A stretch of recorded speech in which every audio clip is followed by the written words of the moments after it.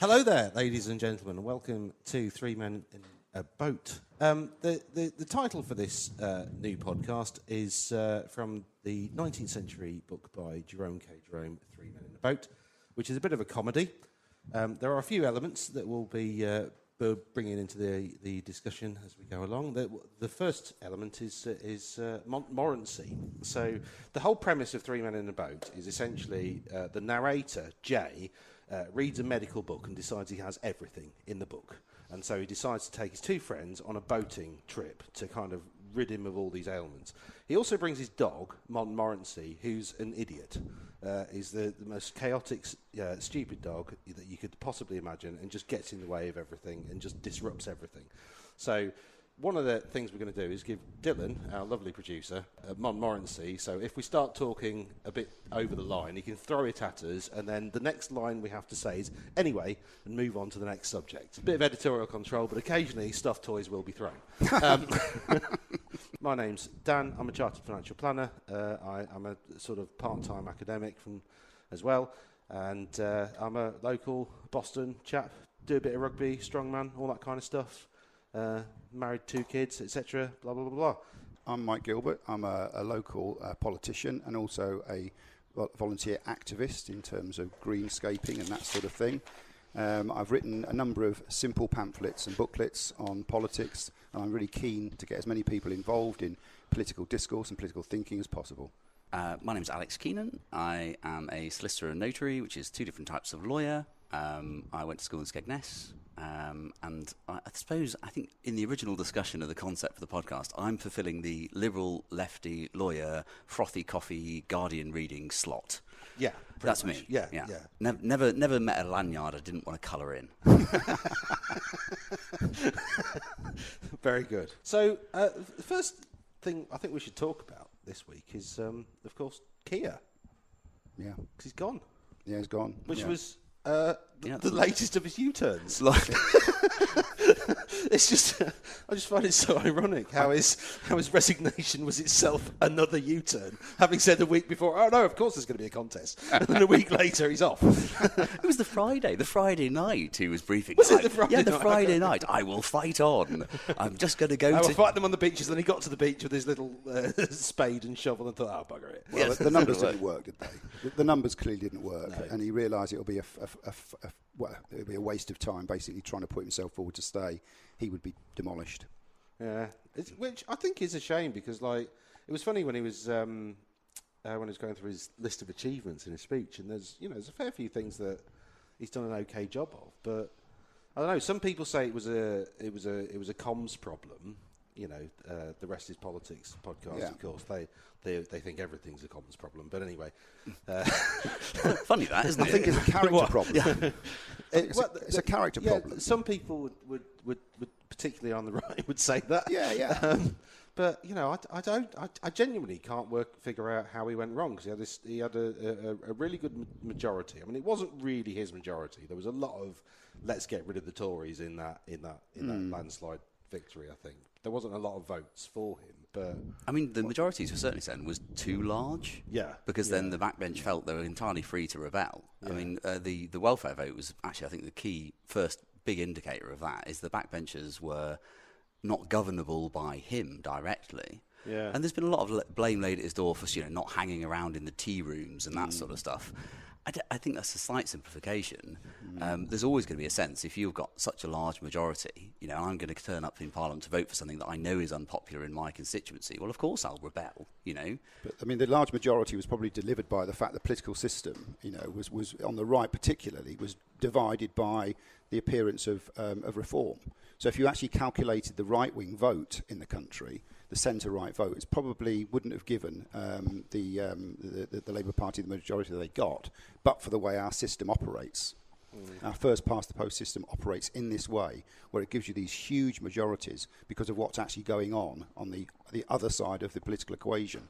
I mean, we can stop talking about politics now because we've arrived at proportional representation. Have we? Yeah. Well, What? Well, no, I don't think so. well, or rather, because of course of the question of we've got a massive parliamentary majority with a vanishingly small share of the popular vote. Exactly. You know, Exactly. Now that isn't democracy. It can't be. You can, under no circumstances, describe that as democratic. That might be another word to describe it, but democracy isn't one of them, in my opinion.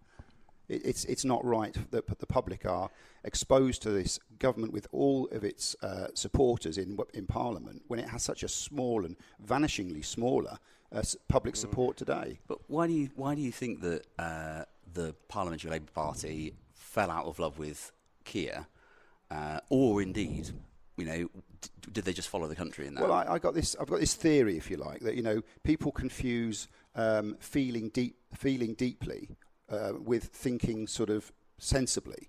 So there's a confusion of thoughts and feelings. If you feel strongly about something, you can easily assume that you're thinking deeply about it. And I think the problem with all politicians on all sides of Parliament is the fact that the feeling that he was generating wasn't a positive feeling. And once you start to get that sort of that sense that he's on the skids, then the media start to jump on the bandwagon because they love the drama of it. I mean, listening to Radio 4, the number of commentators on the morning Radio 4 programme today, excitable about the fact we've got another kind of prime minister in the making. It's not what this country needs, all this excitement. It needs sensible government, and we're not getting that from this system that we're operating within at the moment. Well, it's because I think political parties have, fallen in love with campaigning. Yeah, absolutely. They've forgotten that they need to do some actual governance when they win an election. Yeah. We just have an endless parade of dogs chasing cars and then occasionally latching onto them and then looking a bit confused and wandering off. And then wondering what to do now they've got it. Yeah, exactly. Yeah, but I thought that his resignation speech actually revealed that quite a lot had been achieved. Yeah. I was surprised, actually. Yeah, but it was just, not headline-grabbing stuff. No, exactly. And as someone who interacts with, some of the arms of the states on a semi-regular basis in terms of, land registry, probate registry, obviously I interact with the NHS as well, you can see procedural changes happening. You see organisational change happening. And it's very boring and very bureaucratic. Yeah. But for example, only this week, one of the things I've been complaining about a lot is the paper-based system for niche applications for probate has been suffering from interminable delays, 24 to 50 week processing times. And this week, they have managed to move new incoming applications onto the online system to relieve some of the pressure there. So obviously, in the background, niche being like what's just give the audience a flavour of what that actually means. Oh, so basically, after someone dies, you usually have to apply for something called a grant of probate if you're, administering their will, and that grant of probate gives you the authority to go and collect in and sell their stuff. So if your parents have died and you are their executor, you need the grant of probate to sell their house. Yeah, you only get that easily if they died with a will and things are straightforward. So the ordinary system for ordinary and relatively well-organised people is running actually fairly efficiently. Yeah, I've been through it. Yeah. If they don't have a will, or if there's something funky going on, for example, all of their executors have died and they haven't bothered to rewrite their will, or they die without a will and they've got children under 18, that application can't go through the gov.uk portal. It has to be made on paper in the old-fashioned way, and it goes to this so-called specialist team in Newcastle. Yeah. And I'm pretty convinced the specialist team... Are they actually in Newcastle? They are in Newcastle, they're based in the Newcastle District Probate Registry, right? Well, no, it's just because there is the Newcastle Pensions team, which is actually in Birmingham. Somewhere else. No, there is a... but it was originally, or was it I can't remember, but there are teams in government. It used to be the Sunderland team, but no, they really are. It's not the Liverpool Care Plan. They are in... I'm convinced the specialist team is one person. And it's Gerald. Exactly, yeah. And that has been causing huge delays for unusual cases. Yeah. And under the previous administration, the probate service were allowed to get away with pointing to the statistics for the online system and saying, on average, people get their grant of probate within 6 to 8 weeks. right? So the average person gets the average grant of probate in an acceptable time frame. I got it in about 6 to 8 weeks. Yeah, and saying, well, look, the KPIs are fine, which ignored the injustice that was being done to 6 and 7-year-old children, whose parents have died in car crashes without a will, waiting a year and a half in order to be able to access the funds. But what this government has obviously been doing in the background is the boring bureaucratic work of reorganising who sits at what desk and how it happens. But you're never going to get elected on that, are you? But Keir was a boring sort of, procedural and process sort of driven lawyer. So therefore he understood how these things operate and was able to sort of probably intervene and sort them out and straighten out some of the crooked lines. Yeah. But that doesn't make for good TV. It doesn't make for good radio. It doesn't make for a charismatic figure that we are looking for in this country to somehow say what we sense is a country that's in decline. The fact that he sorted out a few bits of bureaucracy isn't really going to sort of touch the sides as far as most British electors are concerned. I think we're all comfortable with the phrase technocrat. Technocrat. To describe Keir. I think that was... Yeah. And I think quite a lot of people voted for him to be a technocrat and just fix things because, if you cast your mind back to that general election, there was an awful lot... Well, I am being terribly solipsistic because that's what I did, but I think that there's a lot of people who voted for Keir because they wanted because there were an awful lot of problems. I don't think people voted. And there was just this overwhelming sense, I think, at the time that again feelings and we live in a feelings world, but there was an overwhelming sense that an awful lot of stuff in the country is broken and needs fixing, and we need somebody who's going to just deliver solutions to problems. I mean, I wanted my politicians to be more like my accountant than my mate down the pub. Right? I wanted them to be getting on with the boring stuff in the background that would gradually, make me better off. Yeah. And I didn't mind too much, happily my accountant is quite charismatic, but, But it's a minority government with a huge majority. It's a minority, the minority of the votes got the majority of the seats. Yeah. So when we say, the public voted for, the vast majority of people didn't vote for Keir Starmer or for Labour. They voted elsewhere. And so, it creates the sort of the sense for me that it's almost like an illegitimate government. And okay, he might have tidied up a few bits of bureaucracy and administration, but the fundamental things that the British public feel about Britain haven't altered at all. And we're still, the public are still waiting for that messianic figure to come along to sort things out for them. I suspect that there'll be a bit of a spike in the support for the Labour Party with Andy Burnham. It'll be transitory. Well, he's already been described as messianic. Did you see him being sworn in Parliament? No. The first heckle he received in Parliament pre his pen touching the ledger was he's not the Messiah. He's just a very naughty boy. He's a very northern boy. Yeah, well, and what do you He's think? a very normal boy. How normal isn't he? Very look at how normal. Yeah, jogging. I've seen him normally walking past a hedge. Yeah, looking normal with his normal glasses in his normal kitchen. I don't think he'll do anything. I'm just a normal guy. I think the problem is that we're looking for these charismatic figures, and we expect these charismatic figures to deliver for the country because of the charisma that we sense they have. But we very quickly realise that charisma is not going to cut the ice. Well, charisma doesn't pay the bills unless you're Boris Johnson. It doesn't sort out the fundamentals, does it? It might talk. Keir might have sorted out a bit of bureaucracy. Burnham might sort out a few bits of sort of social policy, but fundamentally nothing significant is going to change. Well, charisma and competence are two different words. Absolutely. Regardless of But we'll see what Burnham will do, but I don't think it's going to make any significant difference to the way people feel about this country in, say, 6 or 7 months' time. We're still going to be desperately sort of insecure about where we are, desperately insecure about the state of our armed forces, desperately uncomfortable about the size of the welfare budget and everything else that's going wrong at the moment, and there'll be nobody on hand to do anything about it. In order to sort of just draw our Keir Burnham conversation to a close. What do you think he's... Not quite. I was going to say, what do you think he's going to do? Yeah. Okay. I think he's going to be Foreign Secretary. What, Keir? Yeah. I think he's good at it, but I think he's just too cross. I think he's too annoyed. You think? Oh, he's fuming. Yeah. Well, you can't tell. I think he is furious. I would be. He won't accept anything. No. I think he'll go back to the backbenchers. To be honest with you, I don't know where he's going to end up. He'll do a Margaret Thatcher and he'll hiss and fizz from the backbenches. I wish he'd do like a John Major, because I had a lot of respect for. Well, I have a lot of respect for John Major. He had a wonderful career. He became Prime Minister.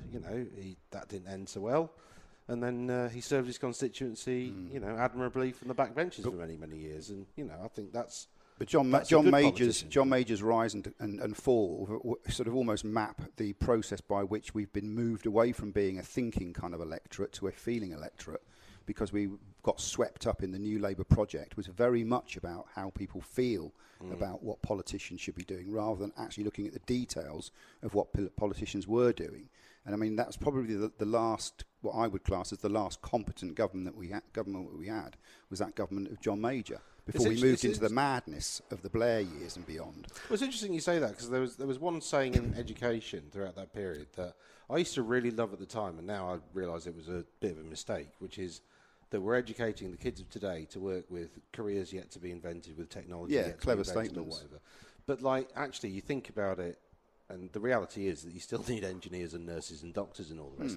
Like creating, Tony Blair has this sort of fixation with wonderful shiny things in the future that you just can't quite see yet, but you can see the glitter. He can see the glitter over the horizon, and he doesn't quite know what it is, and he just goes, hell for leather towards it. But what fundamentals did he put in place to get it? Well, and that's the problem. He put in place Sure Start, is what he put in place. He put one, put Sure Put in place Sure Start. Well, that wasn't to do with it. I mean, which was about the future, because it was about prioritising, the youngest members of our society. Yeah. And the evidence showed it was working really well. Yeah. And that's one of the policies that ended up getting kicked into such. It was working really well before it became a government institution, when it was a charity, and then the government said, well, that's a this is a good model for doing things. This is a good model. Let's just fund that properly and do that. And they did, and it worked, and it's still very effective. Understaffed and underfunded as most government departments are, but it still does a pretty good job.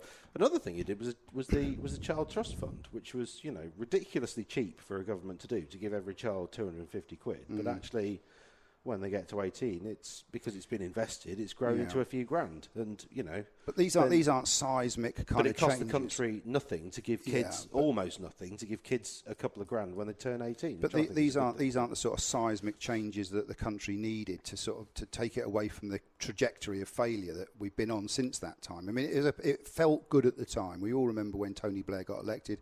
That the only way is up, was it? What was the great song? Things can only get better. Things can only get better. That was it. Yeah, things can only get better. So I mean, there was this general feeling that things were going to be much, much better. But these things that you've talked about, I just took kind of tinkering around the edges. Fundamentally, we were losing ground, and we've continued to lose ground ever since that time. We embraced the neoliberal global orthodoxy, and I don't think that's actually paid us any dividends. I think it's got us into a real trap economically, where we're becoming far, far more reliant on debt than is healthy for us. We aren't seeing our industries being developed to world-class standard. We haven't got a world-class standard population. I mean, I look at sort of people coming into this country who I would class as a world standard employees. They can transfer all over the globe. But I mean, the vast majority of British people in this country are not in that category. We're taking people from India, from Russia, from China. Those people have world-class skills that they can bring to this country. Unfortunately, I don't think the same applies to us, and it should do.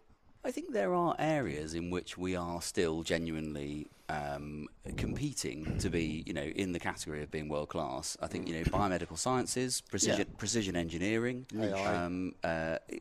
I mean, also AI. To a certain extent, AI. Well, AI is a really tricky one, isn't it? Well, have you been to King's Cross recently? Yes, they're trying to develop this AI quarter, aren't they? Well, they've done it. I mean, Google's built this massive, huge building that's essentially, well, I'm told, full of people constantly researching AI. The numbers involved are fairly sort of narrow. There's probably not a huge number of people involved in these highly specialised areas of expertise. And you're right. I mean, those people probably have transferable skills anywhere in the world.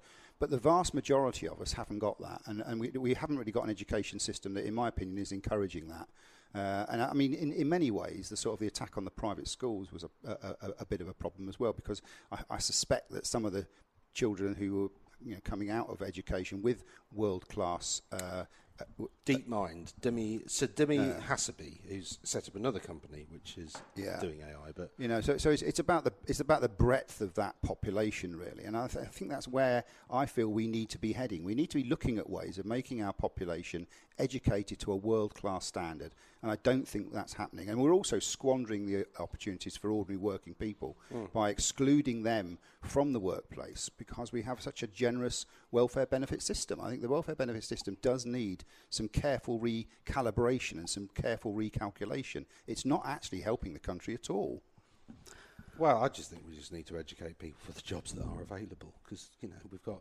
That's serving coffee. Look at how. Well, it's not serving coffee. I mean, like we do a lot of industry. Like I'm pointing in the vague direction of Swine's Head, where if you go that direction, there's a company called Grimmer over there, and they make things, and there's a company called Maston-Brook, and they also make things. So it's not like and that's just the town of Boston, and there's loads of industry. Yeah, so we've seen a lot of decline though. I think really we're just not investing in industry and agriculture anywhere near the level we need to be, and we seem to be investing in service rather than things. Yeah, and we need to do a bit more investment in things. But I don't think we've managed to improve our education system by attempting to do so in a sort of managerialist, production targets-based way. I totally agree. And I think there's been an agreement that we need to do better on education, but they've tried to then implement it by setting targets on educators, as opposed to empowering educators as professionals to make their own decisions about each child and to help produce a well-rounded, well-educated child using their judgment, as opposed to where are you on the spreadsheet. And the education system is so driven by those targets that actually I feel like the outcomes have been gradually, in terms of a holistic assessment, getting worse. Yeah, well, there's a reason for that, isn't there? Because if you get perverse outcomes, if you've got a set of targets, you get the perverse outcome that anything else that falls outside of those targets doesn't get invested in.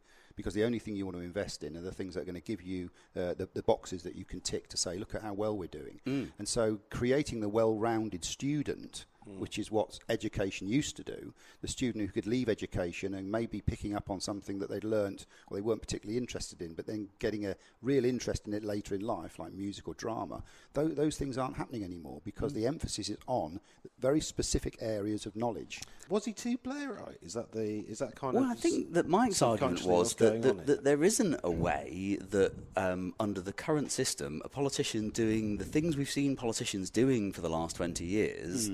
Tinkering around the edges, incrementalism.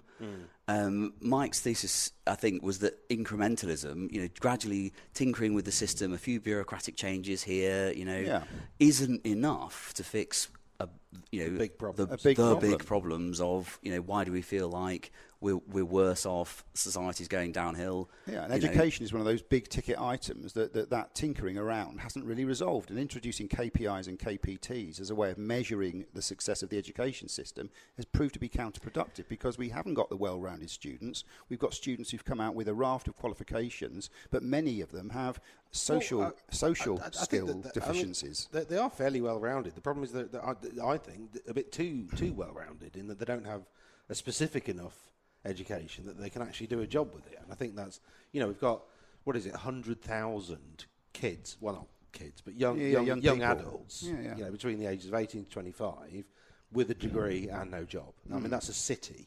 We have a city of basically 21 to 25-year-olds out there in the country not doing anything with their degrees, which is, I think, hopefully the next Prime Minister sorts it out. But, I mean, that could be a waste of a generation. That's a structural change in the economy delivering that. Yeah. And I actually don't think that training... it depends on, exactly what you're doing. Okay, fine. If you're training someone in engineering, then there's a lot of the nuts and bolts of their job that you can deliver in an academic... Was that pun intended? Or,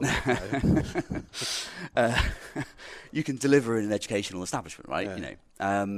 But with a lot of other jobs, actually, well, I mean, I speak from my personal experience in the law. We go round in these cycles where, law firms complain that we're not getting trainee solicitors, or there'll be SQE candidates now. We're not getting them ready to work day one. And we go round in a circle, and we tell the law schools that they need to train differently or in different ways or more skill-oriented.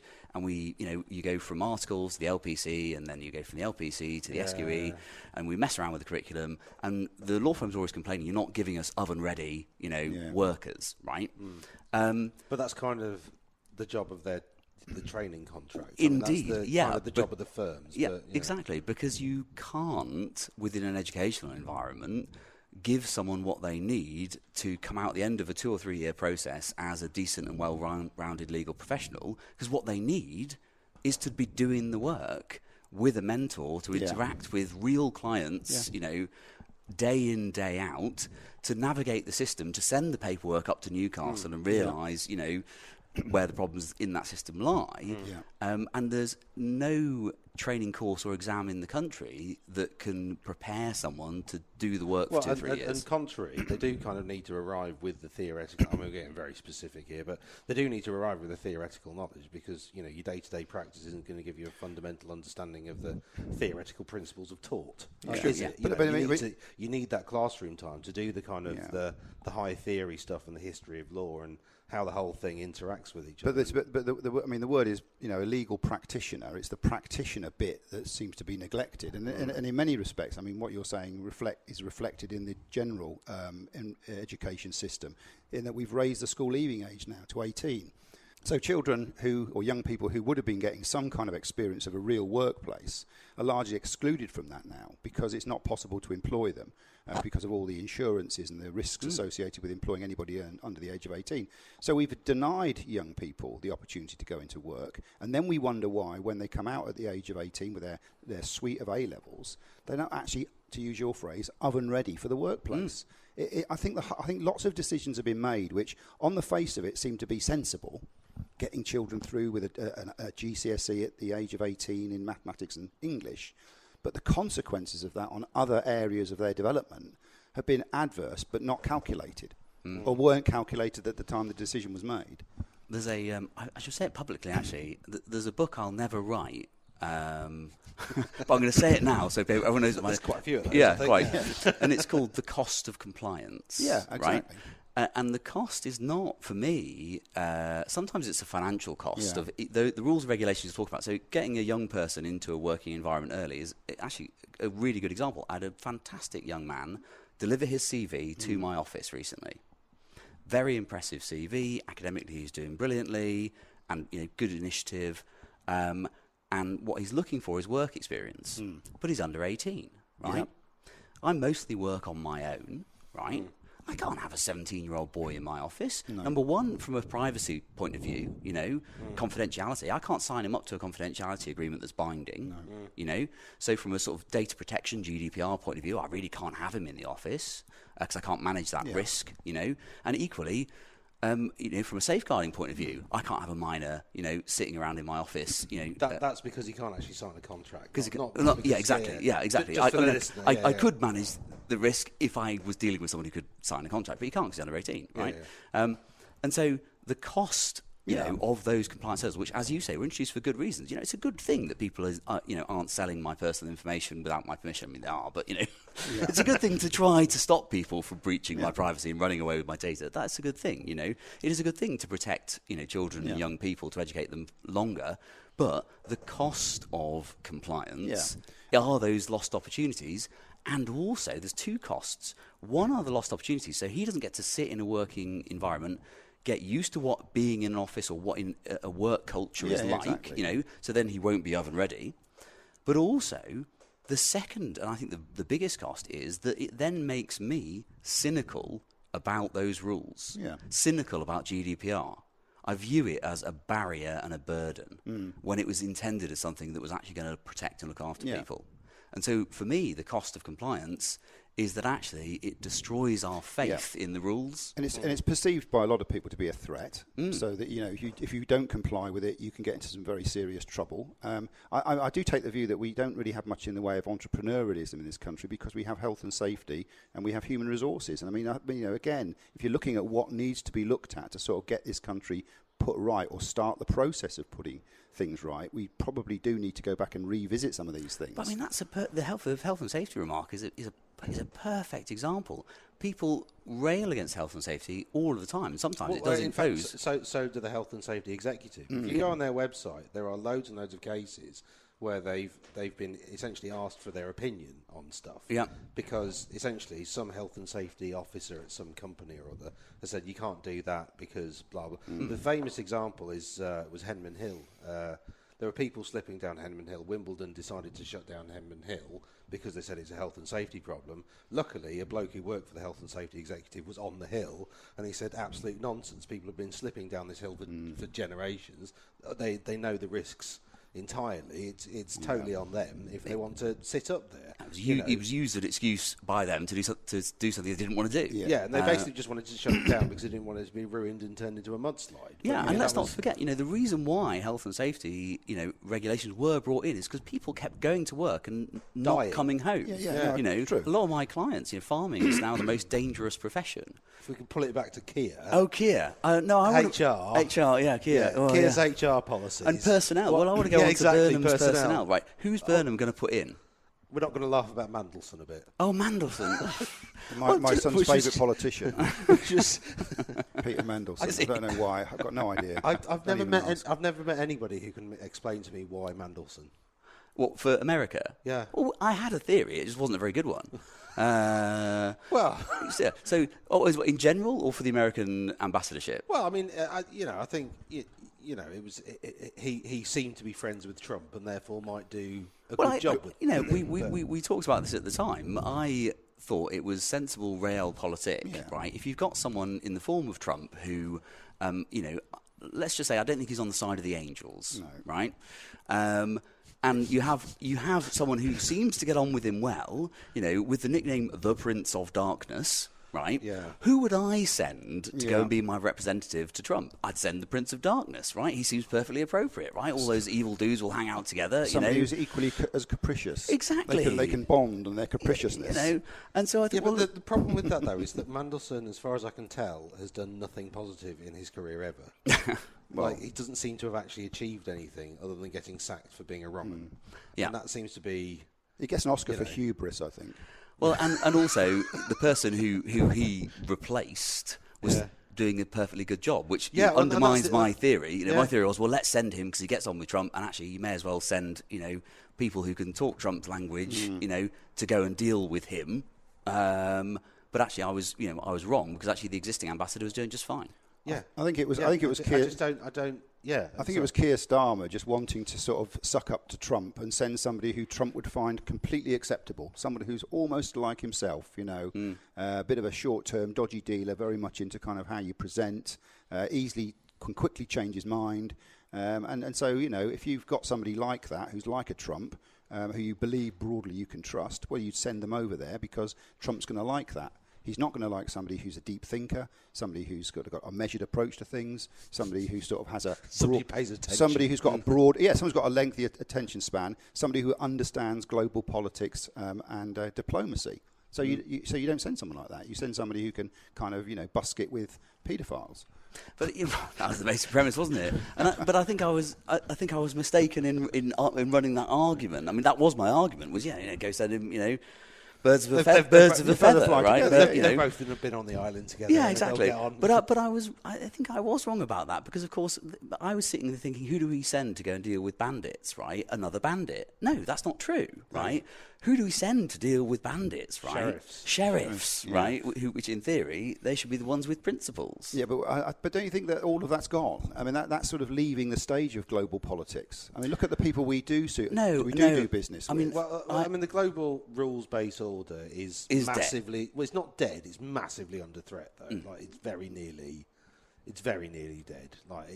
Basically only the EU still seem to do it. But surely the rules-based order was sort of locking countries like Saudi Arabia and other countries where they've got horrendous human rights records into some kind of acceptable context to benefit sort of global economics and diplomacy. So we were actually sort of turning a blind eye to some fairly unpleasant cultures and some fairly unpleasant countries. And I think, quite rightly, we should be sort of questioning whether that's a legitimate thing for us to be doing. Well, the You rules-based know, order, I think, we didn't send the sheriffs out there, did we? well, I mean, the rules-based order was a bit of a fiction in that essentially we had America who were going to, enforce the Maintain. rules for us, and, their job was to not break the rules too obviously. And they have now broken the rules quite obviously, and that's the end of the order, really. Yeah, but Yeah, maybe 'cause when the police are corrupt, then they're no longer effective. yeah. Well, they're no longer the police, aren't Yeah. they? They're just another they gang. are bandits for bandits, aren't Yeah, they? yeah, Aren't they? exactly, You're sending bandits after bandits. And I think that's what's happened globally. I think there's been a slowly growing awareness that the people that were making all these decisions, that holding that sort of rules-based order in place, were actually no better than some of the bandits who. This is where I'll push back. See, I think they didn't have good principles. They didn't act with integrity, but I do think they were better, right? And actually, I do think that the moral values espoused and maintained by the West in general were better. They are. We just weren't. They weren't perfect, and actually they began to feel like they could deviate from their own rules-based system. We weren't selling them to the rest of the world in anything like the robust way we should have been doing. No. We were dealing with countries who've got a shocking human rights record, but we weren't bringing that to the world's attention. We were sort of staying quiet on that because it served our diplomatic purposes to do so. Well, and because some of them were our allies. And, Well, that's right. Maybe Maybe they are our allies. yeah. But if you want to establish the benefits of living in a liberal and democratic inverted commas society, then you need to be much more robust in your defence of it, rather than finding every excuse under the sun to sort of, for example, move to Dubai or to undertake certain relations with countries that have got shocking human rights records, where you haven't got freedom of speech, where you can be executed for having a different lifestyle. These are things that go on even within that rules-based order. Yeah. So, I did ask Mike and Alex to bring something in to have a chat about. Anything in your line of work that you found interesting? No, not really. No? I mean, maybe a conversation about Boston, I suppose. I'm a local Boston representative on Boston Borough Council. Go on then. Well, just the general perception that a lot of people have that Boston's a very bad place to live, when the vast majority of people who come to the town that I speak to, and I was talking to a couple of foreign journalists quite recently who came because of Brexit, were very, very impressed with the town. Impressed with the architecture, didn't feel in any sense sort of threatened. And I accept there are things that are not right about Boston. The marketplace does tend to get rather dominated by young people in cars in the evening, and that's something we probably do need to look at. But by and large, I think Boston's a really fantastic place with a fantastic heritage, a fantastic future ahead of it. And I just wish people would sort of be more positive rather than negative about it on a social media basis, shall we say. I think it's that whole the future bit, though. It doesn't really have a very positive future because we don't invest in anything really for young people. Like the nighttime economy is shocking. It is shocking. There's not a lot of higher or further education opportunities locally. I think there are more than you think. Well, there's not a university. No, but you've got a college that's got very close links with universities. Yeah. Well, I used to be a governor of the college. I know it fairly well. But the path from the college, going from where it is now to a university, is 20, 30 years. Yeah, that's not likely to happen. But I think you're right. It may happen over time, but we don't seem to invest in a lot, and we seem to have a lot of what I think are nanny state sort of like the PSPOs. They discourage youth behaviour, which is going out and socialising with their mates, and we've got a PSPO against spitting in the street, which is perfectly acceptable. Spitting's a disgusting habit, and most people are spitting chewing gum onto the pavement as well. So I completely approve of the PSPO and spitting, and feeding birds and dog fouling. I'm going to defend these PSPOs. I disagree with the allocation of resources. And littering. Yeah. Let's put it that way. I disagree with the allocation of resources. I think that if money and time were no object, a PSPO against spitting the street, I could maybe get on board with. But I mean, in terms of allocation of resources, I think that.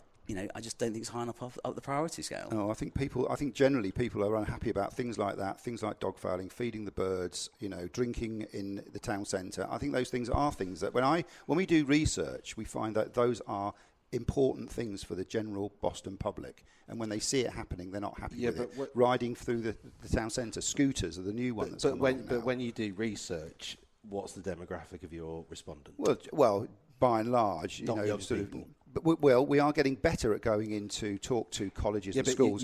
If I can just make one point about that, we have recently done some consultation with students from Boston College, and their concerns are very much the same concerns as the older population around safety in the town centre. So in particular, you know, girls said that they felt uncomfortable in the town centre because of the number of males congregating there. And you know, so and that's very much the same across all the demographics and all the age ranges. Those basic feelings about safety and security are almost universal.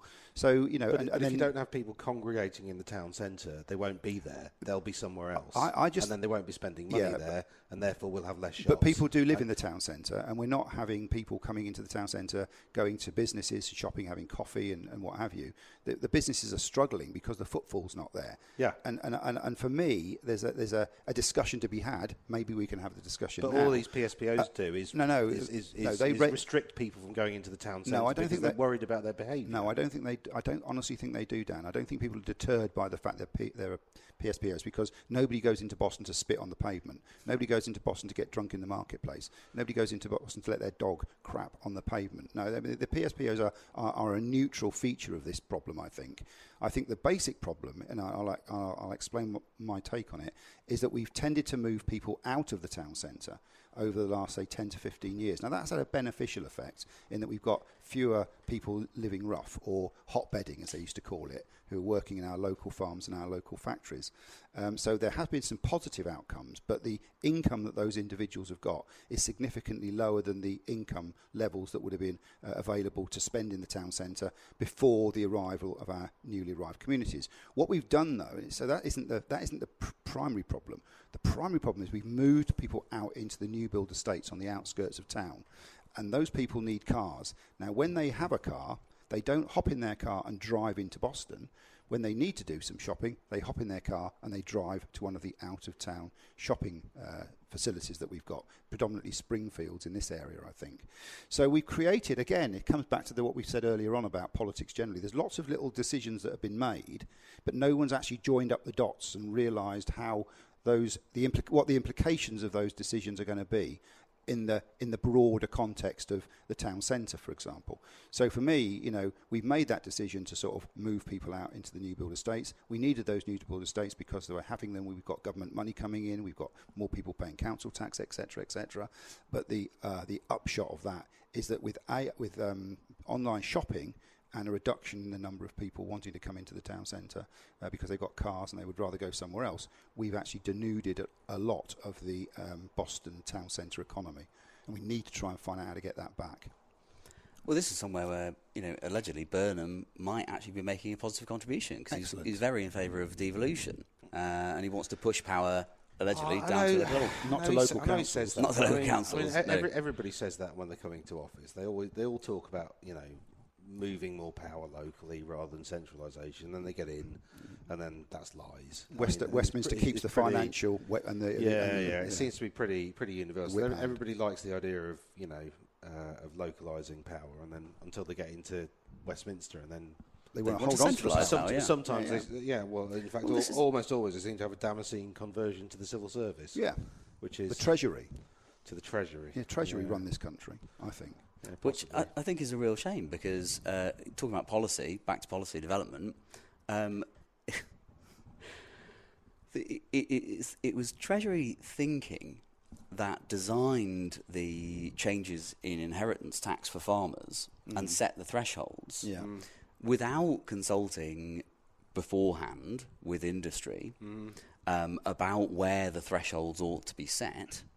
And it took over a year for, you know, the basic logic of actually how much a tractor costs, how much a combine costs, how much an acre of grass costs, to be impressed upon the civil servants in Westminster. And then on the 23rd of December 2025, they snuck out an amendment increasing the threshold from 1 million to 2.5 million. Yeah. Anyone who's listening... And making it inheritable. And making it inheritable, yeah. Which they should have done in the first... Exactly. And I don't necessarily want to bore our listeners with the context to nuts and bolts of tax law, but the point was an idea was come up with in Westminster. People who are on the ground working in the job immediately told them that they'd set the threshold at an incorrect level, an unrealistic level, because they didn't understand what things cost in the rest of the country, right? And it took over a year to persuade, policymakers in our capital to listen to people who were looking at the problem day in, day out. Well, that's because they'd forgotten how to consult. Because I'm a tax advisor, and for listeners at home, Alex is a tax lawyer for farmers. So we both spent a lot of time looking at the proposed legislation and the consultation. And anyway, the announcement was made at the budget that we're going to tax farms, which, whatever. I mean, whether you should do you can that have or your not, views on that. That's a very complex conversation for another day. But then they released the consultation. Actually, not even straight away, was it? No, the it draft took ages. legislation was about a month later. Oh, longer than that. It was after Christmas. And then we got it was. And then we got the consultation. Did we get the consultation? Anyway, it doesn't really matter. Then we got the consultation, which basically wasn't a consultation. All the questions were. Well, all the all the questions were. These are the rules we've proposed. Do you understand them? That was the extent of the consultation. Do you understand the rules that we've written, or are you going to try and find a loophole? There was basically what they were asking. There was a paragraph in the consultation. I'm making air quotes I think here. it was on like the the radio. first paragraph, wasn't it? It was in the consultation document saying, you have to understand that we are not asking for new ideas. We are not asking for whether or not you want to do this differently. Yeah. We only want to know whether the proposals are understood. Yeah. and which is not a It's not a consultation, is it? It's not. No. I mean, there's other but then examples. loads of people went back to them and said, well, you do realise you're taxing almost all farms in this country to a ridiculous, and the point is, as soon as somebody dies, that farm will have to be sold, and who's going to buy it? Because it's not going to be the corporations. It's not going to be the big farming corporations. Yeah, or the Chinese. Well, because they're buying up quite a lot of our land. Yeah. And as a strategic piece, do we really want to sell a good chunk of our farmland to a foreign power? That's ridiculous. I don't think we really do. I wasn't aware of that. So we probably need to have a think again about what we're doing structurally to the economy with this tax. But again, I mean, it comes back to the point we've made throughout this. Decisions are being made, but nobody really understands the implications of them until further down the road, which explains the Keir U-turns, I suppose. But I mean, you could look at smart motorways as another example of where policy's been driven down a particular course, and then some people have realised after they've introduced the policy that it's actually incredibly dangerous. Not having a hard shoulder is a very dangerous thing not to have on a motorway, because the hard shoulder is where you push the vehicles when they've broken down. Yeah, but it's all right, but they're only going at 40 now. Using it as a carriageway is absolutely absurd. But nonetheless, somebody somewhere, probably who rides a Brompton bike through Islington on their way to work and has never driven on a motorway, came up with the idea that these smart motorways were a great idea. A policy academic once said to me, look, you've got two things going on in policy, because I did in my background, I did some academic stuff.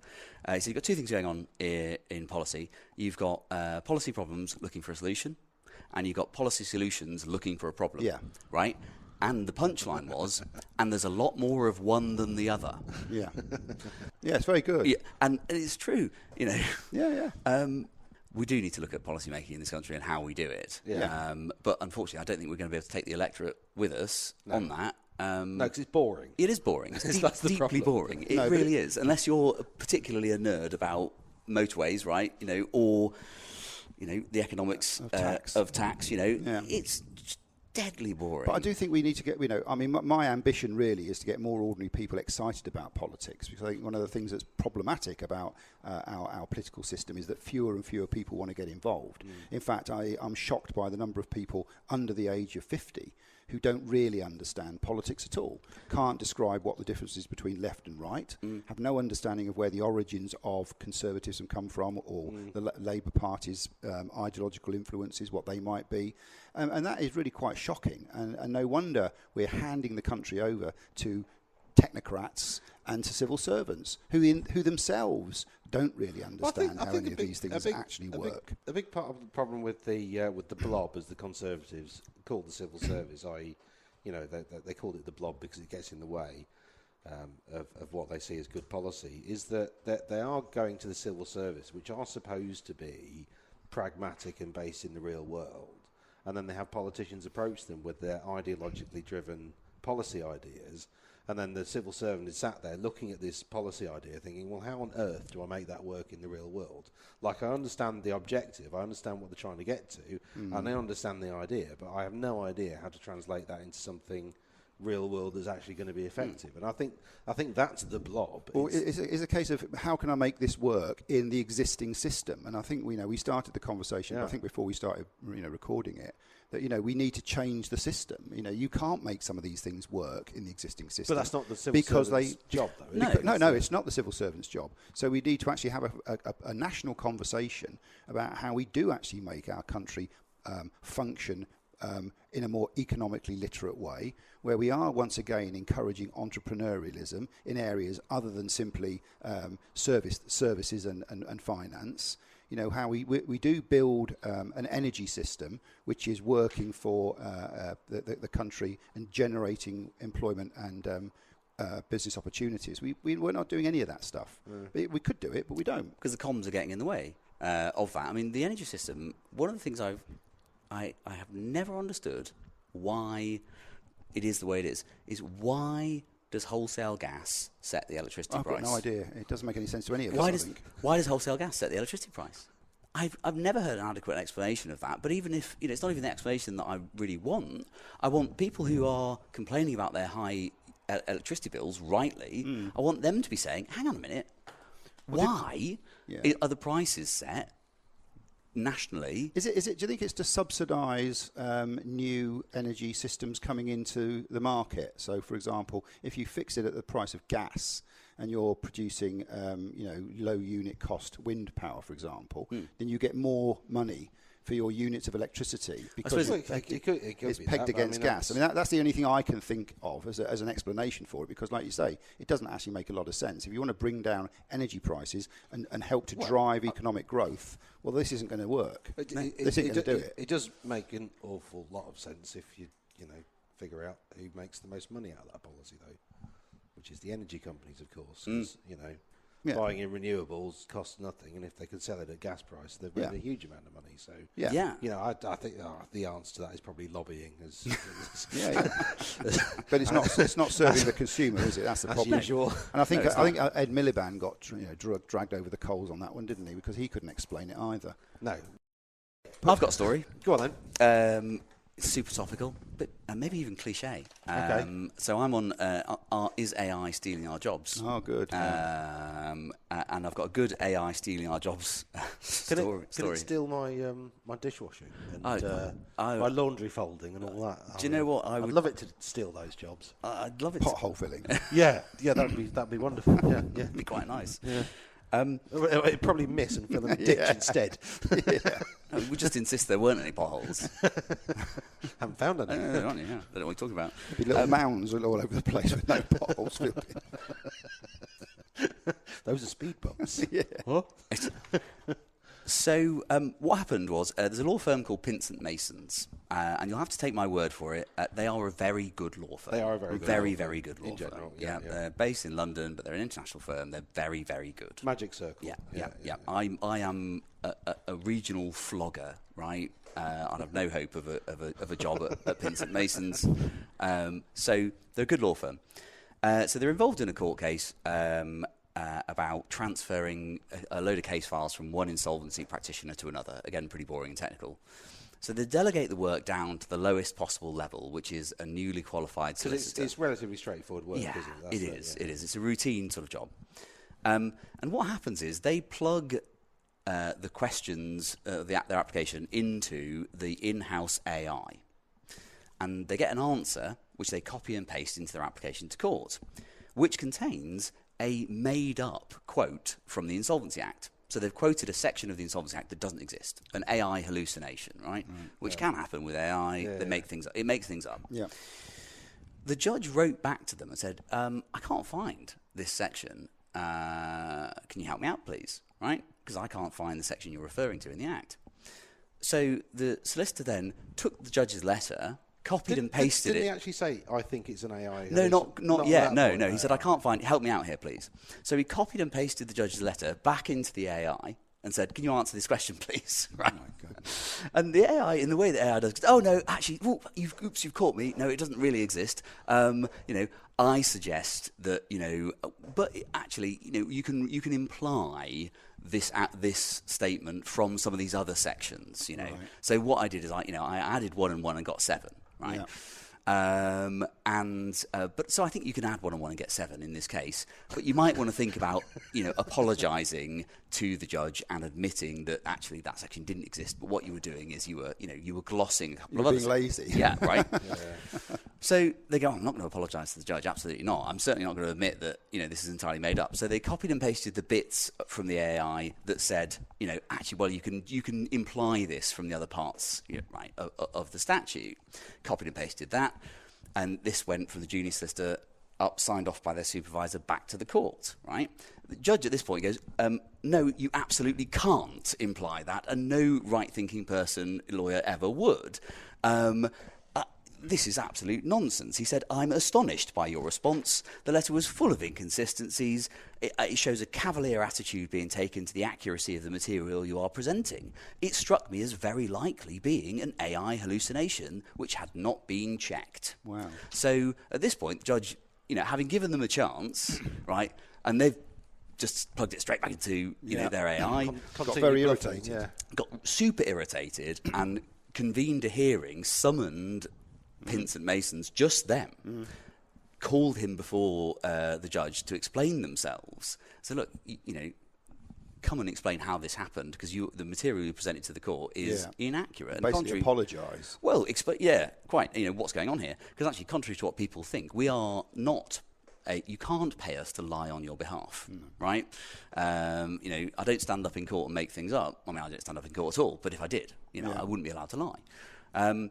So he calls them in. Only at this point do the firm realise something's gone wrong, right? So this solicitor's supervising associate and partner, who's the head of department, realise something's gone badly wrong, right? They review everything. They pull all the logs out of the AI chatbot that's been being used. And it's completely damning, because the AI repeatedly told the solicitor that they needed to check the references. Repeatedly told them that it couldn't rely, on what was being produced at face value. They needed to actually go and look at the actual legislation, which is there, available to them at the click of a button. It's sort of hidden because legislation is difficult to access. But for a lawyer at Pince and Masons, if you want to go read the Insolvency Act, it's very easy to do so. Yeah. The lawyer asked the AI what the Insolvency Act said, as opposed to going and reading the Insolvency Act, which is basically their job. So the chat logs were completely damning of the AI actually working very hard to stop the lawyer blindly presenting this, and repeatedly the AI attempting to try and steer them down the path of, well, maybe you should apologise and admit your mistake, and or maybe you should actually check that what I'm telling you is accurate. Go and look in the book, please, because I'm not the complete answer. And, of course, the letters have been signed off by the busy and hard-working supervisor and head of department without looking at them.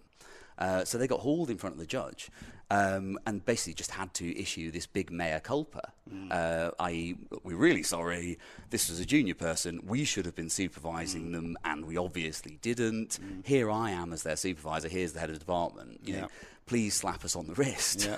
And so the only way in which the firm comes out... But the lawyer who did it wasn't at that No, area. and this is where the only... I don't know whether you consider them... How are they allowed to not turn up? Because the firm is responsible for the submissions, right, to the court, and the two people who turned up were the person who wrote the letters, supervisor and partner, and they approved the letters. Right. Okay. They said yes, this is good to go. So it was their decision to send the letter, even though it had been produced by someone else. It was their decision. They were responsible. And this is where they do come out, in my view, with some credit, is that the supervisor and the partner left the junior, newly qualified solicitor back at the office, I think turned up at the hearing and said, look, Your Honour, we haven't brought them. We don't know who they were. We haven't brought them. They're 1 year qualified. They've obviously made a huge mistake. We considered them to be vulnerable, and then we were the ones who were responsible for this, even though we didn't actually do it. We're here to take our medicine, right, and to confess. Judge wasn't happy with that, actually. He was very cross. He said, I wanted to see this junior lawyer because if they were here, I could have asked them the sorts of questions that would have allowed me to decide whether or not to hold them in contempt of court. As in prison? Oh, wow. Yeah. Because you're not supposed to lie to the judge, right? Well, people, and this is, we're officers of the court. We're supposed to be respectable, and have duties. We're supposed to have integrity. Rule 1, act with integrity. It means something. So I guess the wider question, is AI taking our jobs? Well, yes, in the sense that it's allowing us to lose them. Well, surely, over time. Yeah. It is the tool by which we will all become employed. Unemployed, yeah.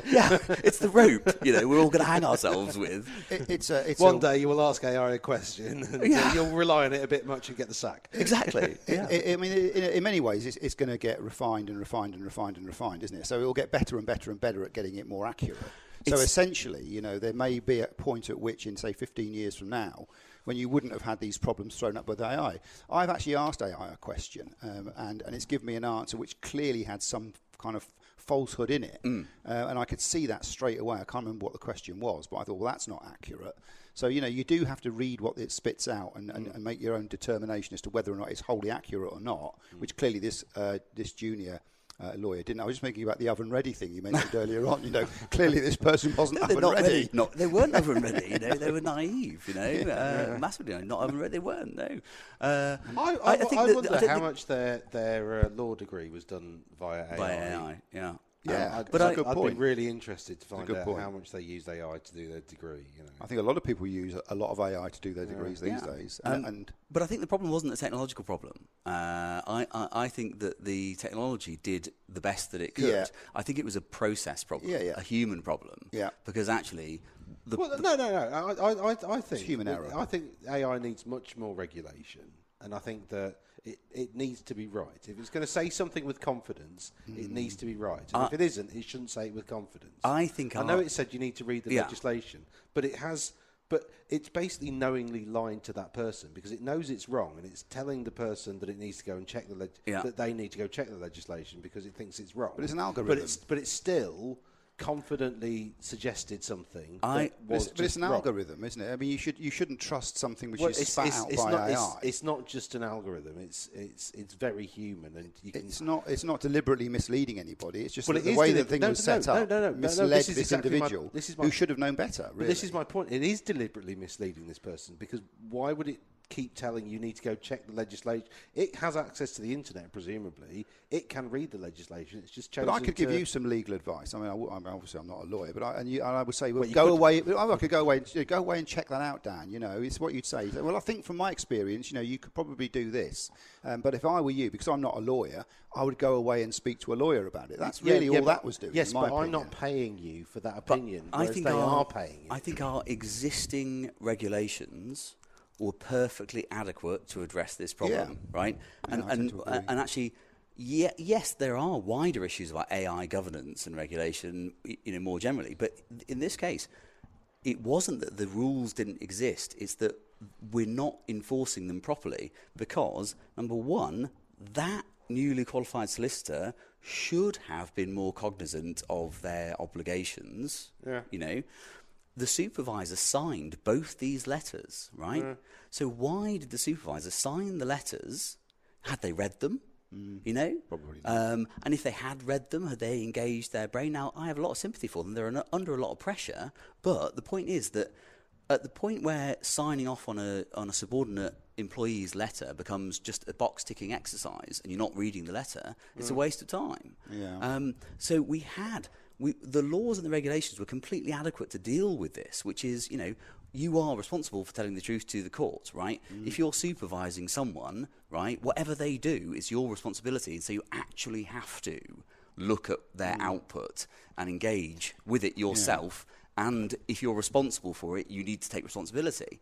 The existing system of regulation in terms of both solicitors' conduct and the court and the use of these resources was completely adequate to solve this problem. I don't think so, because in this instance, essentially, you've got a junior solicitor who is using an AI as essentially another junior solicitor, but they are now supervising an AI. So if you see the AI as like an employee, right, and we've had this conversation before, but an AI at the moment is an employee who's available 24/7, works almost instantly, is a bit thick, right, gets a lot of stuff wrong, but instant, very good. Inconsistent. Yeah, well, yeah. Do you know what? Consistently wrong, actually, but Confidently wrong. Confidently wrong, yeah. AI is a mediocre white man. Because whenever you ask it a question, it'll give you a confident and almost certainly inaccurate answer. I think there's two. And everyone keeps giving them all our money. yeah, but well, we'll come back to that. But the point here is that in a law firm, you're not allowed to be a supervisor when you've just qualified, right? So the regulations aren't effective because essentially we've got a junior lawyer who was being asked to supervise essentially what is a quasi-living system, which is kind of a bit like another. Do you see what I'm? You see what I'm Yeah, I getting see where at? you're going. Like it's not. Yeah, I see where it's you're not- going with it. I mean, the AI in this instance, it needed to be a tool for the supervisors to use to help them with their practice, but not the junior lawyers, because the junior lawyers maybe don't know what's right and wrong. Yeah. I mean, they should know to read legislation. I mean, that's pretty. I mean, there's a couple of things. Especially for at a me. firm like Pinson Mason, you'd expect there. There's a couple of other things, really. I mean, first of all, I mean, the fact that junior solicitor didn't think it was important to go to a supervisor and actually ask the question, this has been spat out by AI. It's suggesting I need to check the legislation. Can you assist me, please? So that's one problem. Well, wasn't the information flowing up the chain of command, if you like? And the other thing, I think, for me, having worked in a sort of legally sensitive occupation myself, is why did the firm not consider that taking a matter to the High Court was something that should require some very careful scrutiny of whatever was being sent into court? It's not. I mean, you wouldn't want to treat a local magistrates court with disrespect or disregard, but this wasn't a local magistrates court. This was presumably the High Court of Justice in London, and really they should have been a lot more careful about what was passing through the firm and going into the court. So there were some practical things that were wrong with that process, not just the fact that they relied on AI. We do ourselves a huge disservice if we price our services on the basis that we're doing something important, difficult, technically complicated, and that we're going to take incredibly seriously, and then don't, as you say, subject the output to the appropriate level of care and scrutiny. Yeah, you're charging a lot of money for that process. Well, exactly. Presumably. That's right. Yeah, very much so. Well, they know how to charge. Sorry? They know how to charge. Well, they do know how to charge. They would have charged plenty of money for this work, Well, no, they didn't in the end. They had to pay another firm. Well, of course, to fix it, didn't they? They as soon as, to be fair, as soon as the mistake and the way the mistake had happened became clear, the firm behaved in what I consider to be a very principled manner. They removed themselves from the case. They handed the work over to another firm to complete the application. They paid for that process. So there was no harm to their clients, really, from this. And they protected this junior lawyer's reputation. I mean, they probably will lose their career over this, I think. But they did their best to take responsibility for the mistake that happened and to own up to it and to take the appropriate steps. So, I don't want to dunk on Pinsent Masons too hard, because I think that what happened after they discovered the mistake reveals that, I think they did behave properly afterwards, but it points at a wider problem that AI is a tool that's being deployed on a massive scale across the country. And I don't think that our systems and I don't think our humans are ready. Well, that's like our MPs. Like there's been a number of speeches where they start off with "I rise to speak," which is an American thing. We don't say that over here. So there's been quite a few speeches by MPs where "I rise to speak," and it's like, no, it's not. No, you don't. No, you don't rise to speak. You just speak. Yeah. We need to spend more time on our humans and on trusting and building up our trust in judgment, in people's judgments, in their ability to take responsibility. which is hard because it involves trusting people. It involves everything we moved away from over the course of the last 30 or 40 years in having, trusted members of a profession who had an inherent respect accorded to them, which unfortunately, sadly, sometimes they took advantage of. I think it broadly it comes back to the fact that we've diminished the importance of thought, and we've accentuated the importance of feelings. And I think that runs right the way across the Western world, really. And I think, in many ways, the solicitors who were responsible for overseeing that work felt that it was okay. Yeah, they trusted. They couldn't have known that it was okay because they didn't read it. So they didn't think about it. They just took an emotional reaction, an emotional response, which was, we trust this is accurate. And so, therefore, we'll allow it to be sent. And I think that's fundamentally the problem. And I think it cuts across a lot of the things we've talked about today. This preoccupation we have with how we feel about something. I mean, the first thing they do on the television when they interview somebody after some sort of drama is, how do you feel about that? How's that made you feel? Maybe we need to start asking how people think about something rather than how they think they feel about it. Because when you have feelings trumping thoughts, I think you're on a slippery slope to somewhere, and I don't quite know where that slippery slope will take us. Interesting. What do you feel about that, Alex? You didn't get the joke. God damn it. I feel terrible. And how did that make you feel? Yeah, exactly. No. It made me feel like my job is not under threat as a paid thinker. Very right? good. Yeah, exactly, you are a paid thinker, and you clearly do think, and more people in this country need to think because there are not enough of us doing it. Really, I don't think. Well, I think the competent people are just very busy at the moment. I think that's part of the that's a big part too of the busy problem, busy doing things that what I mean screens. I don't know what are people too busy doing. Well, actual work. Well, I mean, everyone seems to be busy. Even people who've retired seem to be busy, but I don't know what they're actually busy doing. You can't get volunteers very easily to actually do things that need doing around the town. I mean, you create a voluntary group like I've done on a number of occasions, and you might get 4 or 5 people coming along on a regular basis, and over time, many of them will just drift away. You get a bit of churn, but on the whole, there's usually about 4 or 5 people. What is it that's holding people back from getting involved in voluntary work? Being busy, you're right, but I'm not altogether clear what that busyness is. I'd imagine a lack of pay.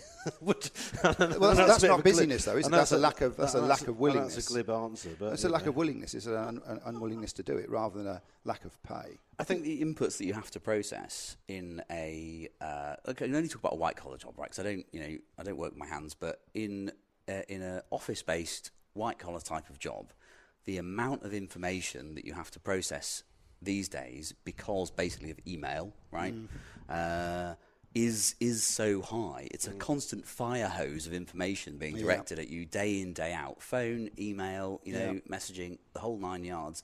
I mean, we've got a bit nostalgic about I would have had more fun being a solicitor in the 1970s. When all of my work for the day arrived with the post. Yeah, right? can you imagine it? Like, and you just have an in tray full of post. You answer that post. You go home. Yeah, there's you get to the bottom of it. Yeah, but I think a lot of work ends up, increasingly being like that. The volume of information that people have to process during the course of the day has become significantly higher. And we thought that getting people to do more was inherently better, right? If I can get more units of output from my human, that's an improvement. I'm more productive. Exactly, right?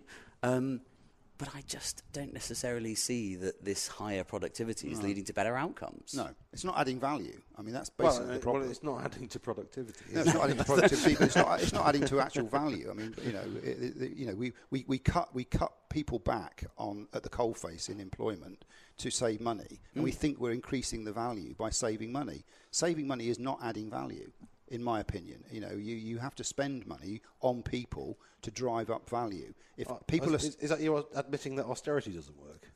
No, of course it doesn't. Of course it doesn't work. I mean, we have to have the right number of people to do the right kind of work. And what's happening is there are fewer and fewer people in the workplace doing the work that needs to be done, and those people are under pressure.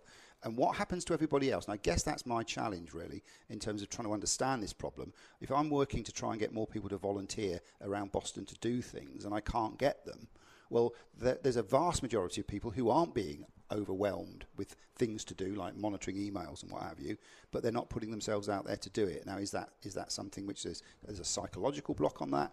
Is that a sort of economic problem? What is it? What's causing that to happen? Because the situation seems to be getting quite significant. We've got a lot of people who are inactive in our community, but then don't seem to be willing to do things to make themselves more active. And I don't know how you kind of break that. That's a challenge for me as a local politician, I suppose, to think about how we can get more people involved in local voluntary activity and in local politics. I don't have any answers to that. No. Nor One do for I. next week. One for next week. Yeah. I was going to say, yeah. Yep. On that note, we should probably all say cheerio. So Who's going to get pushed overboard?